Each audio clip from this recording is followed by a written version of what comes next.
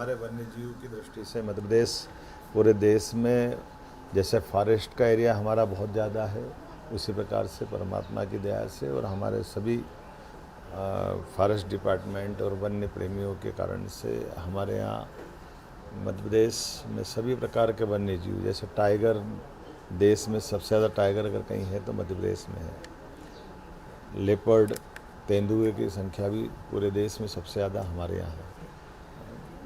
गिद्ध, वल्चर, ये भी पूरे देश में सबसे ज़्यादा हमारे अपने राज्य के अंदर ही है। मगर, घड़ियाल, अब तो हमारे यहाँ किंग कोबरा भी लेकर के आए हैं। ऐसे में सभी जीवों के बढ़ती संख्या को सुरक्षित रखने के लिए रेस्क्यू सेंटर की भी आवश्यकता पड़ रही है। जब चीता भी हमारे यहाँ आए और दूसरे टाइगर अभयारण्य 2 हमने बनाए हैं।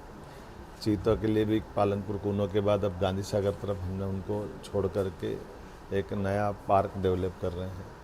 तो उनमें हमारे अपने कई अधिकारियों को मैंने भेजा है कि हमारे यहाँ रेस्क्यू सेंटर संभाग स्तर पर स्थापित होना चाहिए।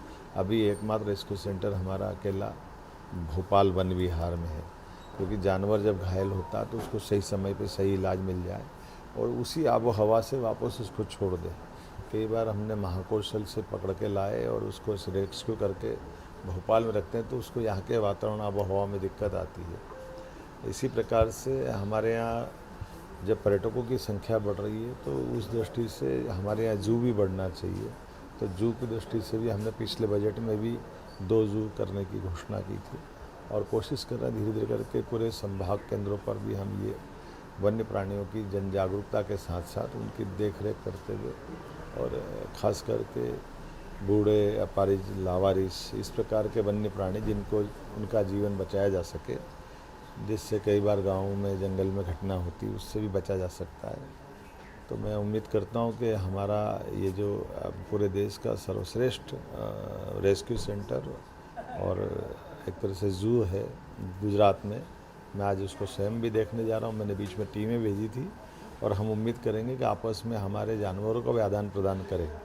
जो हमारे यहाँ जानवर अधिकता में है उनको ज़रूरत होगी या वो रेस्क्यू से उनको सुविधा से बचा सकते हैं, तो आपस में हर एक प्राणी की रक्षा भी कर सकें और इस तरह से हमारे राज्य में भी क्या विकास हो सकता है।